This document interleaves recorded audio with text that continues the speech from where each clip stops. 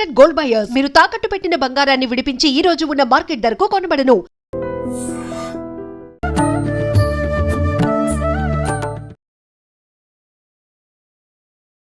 నమస్కారం, welcome to I dream. ధర్మ మార్గం విత్ విజిత కార్యక్రమానికి స్వాగతం. ప్రస్తుతం మనతో పాటు ఉన్నారు ప్రముఖ ఆధ్యాత్మికవేత్త ప్రొఫెసర్ సత్యనారాయణమూర్తి గారు. ఇప్పుడు వారితో మాట్లాడి మరిన్ని విషయాలు తెలుసుకుందాం. నమస్తే అండి. నమస్కారం విజిత. గురుజీ, దీపావళి రానే వచ్చేసింది మరికొన్ని రోజుల్లో. అయితే ఇప్పుడు ఈ దీపావళి పండుగని మనం అందరం కూడా దీపావళి అమావాస్య రోజున మాత్రమే విశేషంగా జరుపుకుంటూ ఉంటాము. ఆ రోజున ఏ రకంగా జరుపుకోవాలి, దాంతోపాటు 5 రోజులు కూడా మనం విధి విధానాలు ఆచరిస్తే ఇంకా మంచి ఫలితం ఉంటుంది, అమ్మవారి అనుగ్రహం ఉంటుంది అంటూ ఉంటారు. అంటే మనకు ధనత్రయోదశితో ప్రారంభమవుతుంది, నరక చతుర్దశి 2వ రోజు, 3వ రోజు దీపావళి అమావాస్య, 4వ రోజు బలిపాడ్యమి, 5వ రోజు యమద్వితీయ. మరి ఇవన్నీ కూడా ఆచరించాలి అని అంటే సింపుల్గా ఎవరికి వాళ్ళు చేసుకునే విధంగా మంత్రమా, ఆరాధన, ఏదో ఒకటి వివరించండి. అసలు దీపావళి నా చిన్నప్పుడు, నువ్వు ఎలాగో క్వశ్చన్ అడుగుతావు మీ చిన్నప్పుడా అని, నా చిన్నప్పుడే 5 రోజులు చేసేవారు. ఇప్పుడు ఎవడు చేస్తున్నాడు? దీపావళి ఓపికలు తక్కువైపోయినాయి. 1 గంటే.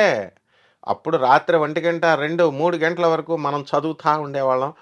అసలు బయట పండగ పూట కూడా చదివేనా? రాత్రులు దీపావళి రోజున చదవాలి కదా, మరి మార్కులు రావాలి కదా. అందుకని ఏదో కష్టపడి చదువుతుంటే వీళ్ళు పటాసులు టపా టపా పేలుతా ఉండేవి రాత్రులు. ఏమిటిరా తెల్లారుజాము 3 వరకు 2 వరకు అనుకునేవాడిని. ఇప్పుడు అరగంటలో క్లోజ్ చేసేస్తున్నారు, పిసినార్లు అయిపోయారు. కాబట్టి మంచిదే. ఈ యొక్క దీపావళి రోజున డబ్బులు వచ్చే పని చెప్దాం, మనం ప్రజలకు పనికొచ్చేది చెప్దాం. ఈ 5 రోజులు వరుస పెట్టి కనుక మంచి భక్తితో, total devotion, determination and dedication, Mahalakshmi మీద గౌరవం ఉండాలి. ఆవాహయామి, అమ్మ విజిత రామ్మ అన్నాం అనుకోండి, మామూలుగా వచ్చారని అనుకుంటే కుదరదు. వచ్చారు కాబట్టి మనం మహాలక్ష్మి తల్లిని పిలిచామని రెస్పెక్ట్ ఇవ్వాలి. మనం చదివిన మంత్రానికి మనం రెస్పెక్ట్ ఇవ్వాలి.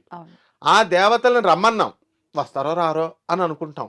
ఇది పెళ్లి కార్డు ఏంటి, ఫ్యామిలీ రండి అంటే వస్తే వస్తారు, లేకపోతే రాదు. సెలబ్రిటీలు అలా అనుకోకూడదు. ఈ సెలబ్రిటీలు వస్తారు, మహాలక్ష్మి తల్లి పిలిచిన వెంటనే వస్తుంది. వచ్చినప్పుడు అమ్మవారు ఇక్కడ ఉంది అన్న గౌరవ భావంతో మనం ఉండాలి. That is called as honouring. ఆ తర్వాత మనం మంత్రాలు చదువుతాం, మనకు పూజ చేస్తాం. ఇది తీసుకుంటుందో తీసుకోవట్లేదో అని డౌట్ ఉండకూడదు. ఆనరింగ్. కాబట్టి మొట్టమొదట ధనత్రయోదశి రోజున సూర్యోదయానికంటే ముందు లేచి మహాలక్ష్మి తల్లిని పూజ చేయాలి. ఇది ఫస్ట్ అంగం. 2వ రోజున నేను చెప్పినట్టు మాత్రమే చేయాలి. సత్యభామ తల్లిని, శ్రీకృష్ణ పరమాత్మని పూజ చేయాలి. నరక చతుర్దశి 2వ రోజు. ఎందుకు? సత్యభామే కదా చంపింది నరకాసురుణ్ణి. అంటే మనకి విడిగా ఉండదు కాబట్టి రుక్మిణీదేవిని కూడా ఇంక్లూడ్ చేసుకోవచ్చు. రుక్మిణీ సమేత, సత్యభామ సమేత, శ్రీ వేణుగోపాల స్వామినే నమః అని గుళ్ళన్నిటిలో ఉంటాయి. కాబట్టి మనము సత్యభామని, రుక్మిణి తల్లిని, శ్రీకృష్ణ పరమాత్మల వారిని ఆ రోజు ఖచ్చితంగా నరక చతుర్దశి రోజున చేసి తీరాల్సిందే. భూసూక్తంతో చెయ్యాలి. మాకు రాదండి భూసూక్తం అంటే, పోనీ భూదేవిని గౌరవించాలి. ఓం భూదేవి అయిన నమః అని మనం చదువుకోవాలి. ఇది 2వ రోజు పూజ. ఇక 3వ రోజు మన దీపావళి. దీపావళి అంటే ఏంటమ్మా? దీపముల వరస. చిన్నప్పటి నుంచి అవుతున్నాం. ఎక్కడ పెడుతున్నామమ్మా? చిన్నప్పటి నుంచి చదివింది. కరెంటు దీపాలు పెడుతున్నాం, నూనె అయిపోద్ది కిలో అని. నీళ్ళ దీపాలు కూడా పెడుతున్నాం, నీళ్ళ దీపాలు అన్నీ పెట్టేస్తున్నాం. కానీ అందులో నూనె ఇట్లేదు. మనం ఏం చేస్తున్నాము? కరెంటు దీపాలు క్రిస్మస్ పండగ పెడతారు కదా, అట్లా అలా క్యాండిల్స్ ఇవన్నీ పెడుతున్నాం. యాక్చువల్గా పెట్టాల్సింది నెయ్యి దీపాలు. నువ్వుల నూనెతో పెడితే మాత్రమే లక్ష్మీదేవి వస్తుంది, లేకపోతే రాదు. అసలు దీపావళి పండగే వేస్ట్. కాబట్టి ఇవన్నీ పెట్టేవారమ్మా. నవావరణలు 9 గడపల దగ్గర పెట్టాల. 9 లేవనుకోండి, మనము ఎన్ని గడపలు ఉంటే అన్ని చోట్ల పెట్టి, మిగతావి 2 చొప్పున గడపకు 2 పెడతాం కదా, తులసి కోట చుట్టూ అరేంజ్ చేయాలి మిగతావన్నీ. నవావరణ పూజ అంటాము. అంటే 9 దేవికి, మహాలక్ష్మి తల్లికి ఏ పూజ చేసినా సరే 9 రెళ్ళు 18 దీపాలు కంపల్సరీ పెట్టాల్సిందే. పెట్టకపోతే కనుక కిలో నూనె అయిపోతుందని అనుకుని మనం చేస్తే లక్ష్మీదేవి మనల్ని కనికరించదు. పూజా మందిరంలో పెట్టిన దీపాలతోటే కౌంటా, లేదంటే అవి మినహాయింపుగా అన్ని కలిపి ఇంట్లో బయట గడప దగ్గర నుంచి ఇంట్లో లోపల అన్ని కలిపి 18. ఇక బయట మరి పెట్టాలి మళ్ళా దీపావళి. At least minimum 18, 27 maximum. ఎవరు పెడుతున్నారు? గ్రహాల.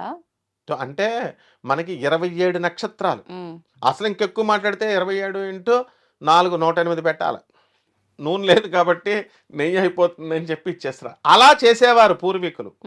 కాబట్టి ఒక్కొక్కరికి ఎన్ని ఎకరాలు ఉండేవి? 100 ఎకరాలు, 1000 ఎకరాలు ఉండేవి. కాబట్టి ఇప్పుడు ఇందిరాగాంధీ వచ్చి ల్యాండ్ సీజ్ ఇలా అలా చేశారు. కాబట్టి ఏంటంటే అమ్మ, మళ్ళీ ఆ ఐశ్వర్యం రావాలి అంటే మనము లక్ష్మీదేవికి 18 దీపాలు మినిమం పెట్టాలి. కరెంటు దీపాలు ఇవ్వద్దు. తర్వాత నెక్స్ట్ ఏమిటి? నైవేద్యాలు మాత్రం పెడతారు. ఎందుకని? మనమే తింటాం కాబట్టి అబ్బా 5 రకాలు, 9 రకాలు, 7 రకాలు పెడతాం. మంచిదే. అందులో మనం తినేసి కొన్ని పేదవాళ్ళకి పంచడం మాత్రం ఇంక్లూడ్ చేయాలి ఇందులో సిలబస్లో.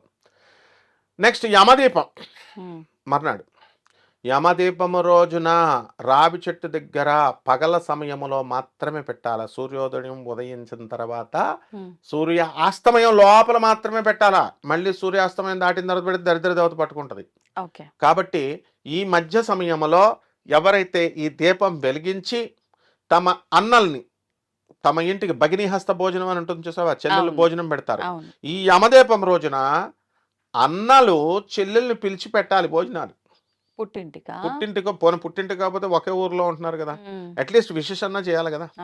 ఏదోలాగా ఈ చెల్లెలు ఈ దీపం పెట్టడం వల్ల అన్నగారు ఆయుర్దాయం ఎక్కడికో వెళ్ళిపోద్ది పైకి. Longevity of life. శని 6వ ఇంట్లోకి ట్రాన్స్ఫార్మ్ అయిపోతాడు. నవగ్రహాలే మారిపోతాయి. చెల్లెలకి అంత పవర్ ఉంటుంది. చెల్లెలు పెట్టే ఈ పిచ్చన్నలకు తెలియట్లేదు. చెల్లెలు పెట్టే అదే 1,00,000 రూపాయలు ఇచ్చి 2,00,000 రూపాయలు ఇచ్చి పంతులు ఏమంటే ఏ గ్రహ అరిష్ట స్థానగతా తేషాం గ్రహాణం శుభ ఏకాదశ స్థల ఫల వ్యాప్త్యర్థం అనగానే 2,00,000 ఇచ్చేస్తున్నారు. కానీ చెల్లెలకు 100 రూపాయలు ఇవ్వడానికి ఏడుస్తారు. This is too much.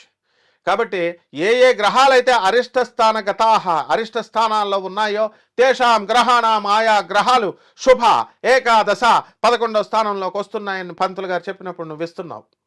నీ చెల్లి దీపం పెడుతుంటే యమధర్మరాజు సాక్షాత్తు ఆయనే వచ్చి చెల్లెలకు వరం ఇచ్చాడు. తన చెల్లెలైనటువంటి యమున ఇచ్చి ఎవరైతే ఈ రోజున నాకు దీపం పెడతారో చెల్లి, నీ వాళ్ళ అన్నలందరినీ నేను లాంగిటివిటీ ఆఫ్ లైఫ్ ఇచ్చేస్తాను, శనిని ట్రాన్స్ఫార్మ్ చేస్తాను. I will order the Saturn to enter in to the 6th house of the birth chart అని చెప్పాడు. మామూలు ఈ గోచారం కాదు, బర్త్ చార్ట్లోనే మార్చేస్తానన్నాడు యముడు. కావాల్సి రెఫర్ చేసుకోవచ్చు.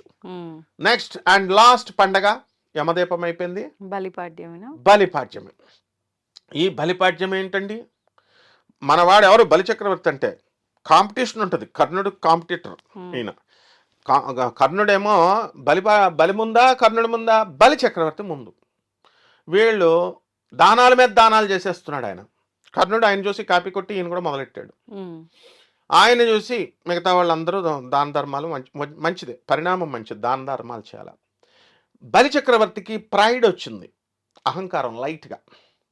విష్ణుమూర్తి వచ్చాడు రా నాయన, విష్ణుమూర్తి ఇస్తున్నాడంటే ఇప్పుడు నేనున్నానమ్మా, నన్ను ఇంటర్వ్యూకి పిలిచావు గౌరవంగా.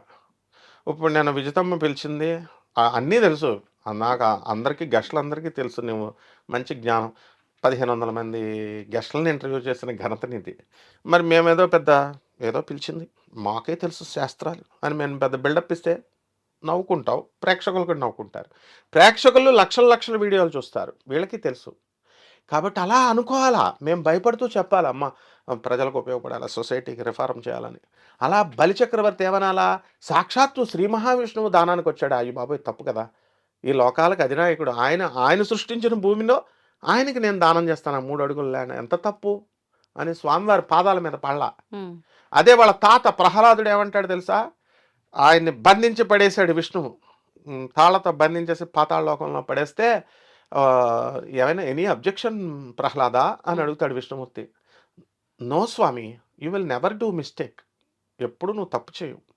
అందువలన నువ్వు వాడి ఇంద్ర పదవి ఇచ్చింది నువ్వే, శుక్రాచార్యుడి రూపంలో వచ్చి హోమాలు యజ్ఞాలు చేయించావు, ఇంద్ర పదవిని ఇచ్చావు, ఇంద్రుడిని జయించేలా చేశావు.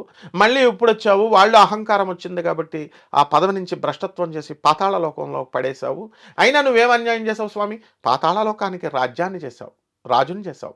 అలాగే పాతాళలోకం గేట్ కీపర్గా శ్రీమన్నారాయణమూర్తి వాచ్మెన్ అయిపోయి సెక్యూరిటీ డ్యూటీ చేశాడు పాపం, ఇప్పుడు కూడా చేస్తున్నాడు. ఇప్పుడు విష్ణుమూర్తి వైకుంఠంలో ఉంటాడు అనుకుంటున్నావా? పాతాళలోకంలో బలిచక్రవర్తి వాచ్మెన్. ఆయన పోస్టులు మారిపోతాయమ్మా, పురాణాలు చదువు కావలిస్తే, లేదా మన గురువుగారులను అడుగు. కాబట్టి బలిచక్రవర్తి ఒక కోరికాడు, మహాలక్ష్మి దీపావళి 5 రోజులు పండగ చేసేవాడు బలిచక్రవర్తి మంచి డెడికేషన్తో. అందువలన ఆయనకి ఎక్కడ లాస్ వచ్చింది? వేసేసాడు ఇంద్రుడిని తీసుకెళ్లి దేవలోకంలో. ఆయన దించేసాడు, ఇంద్రుడు పారిపోయాడు. మళ్ళీ పాతాళ లోకంలో దానం చేశాడు శ్రీ మహావిష్ణువుకి. ఆ దానం ఏంటి? 3 అడుగుల నేల అడిగాడు. ఈ పిచ్చోడు ఏమనుకున్నాడు, 3 అడుగులే కదా ఏంటి ఇంత చిన్న కుర్రాడు వచ్చాడు, 3 పాదాలు అడుగుతున్నాడు అనుకున్నాడు.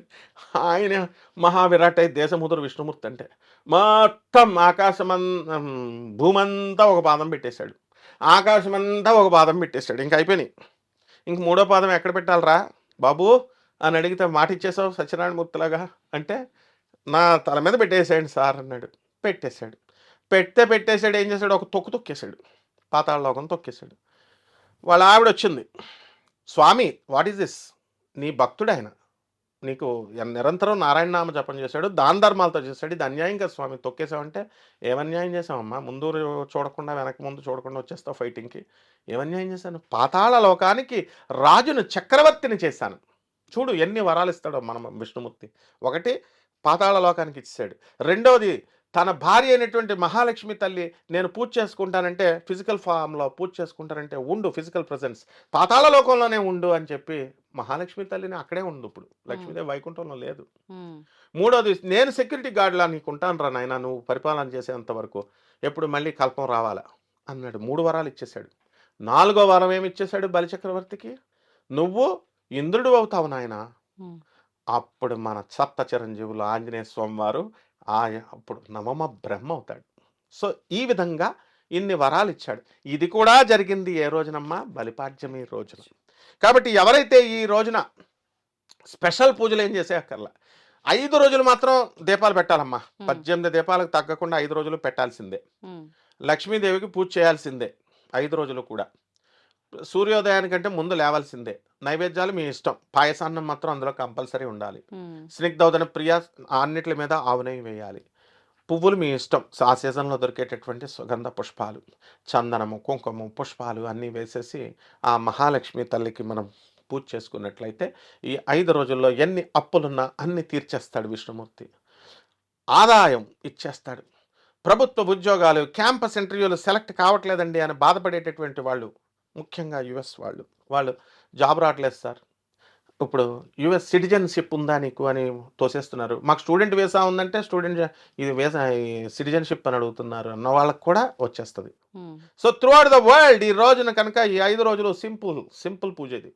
ఈ 5 రోజులు కనుక మిత్యం మీ ఇంట్లో చేసుకున్నట్టే ఆ రకంగా చేసుకుంటే సమస్త రోగ బాధలు పోతాయి, ఉద్యోగాలు వచ్చేస్తాయి, కష్టాలు పోతాయి, దొంగల బెడద ఉండదు, ఇన్కమ్ ట్యాక్స్ రైడింగ్లు ఉండవు. అసలు వీళ్ళ ఇంట్లో కొనుక్కున్న బంగారం రేటు కూడా ఎక్కడికో వెళ్ళిపోద్దమ్మా. ల్యాండ్స్ వీళ్ళ పేర్ల మీద కొనుక్కున్నవి, షేర్లు వీళ్ళ మీద డౌన్ అయిపోయినాయండి, మా షేర్లు డౌన్ అయిపోయినాయండి కంపెనీస్ అంటున్నారు.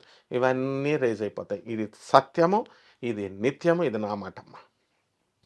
ధన్యవాదాలు. ధన్యవాదాలు.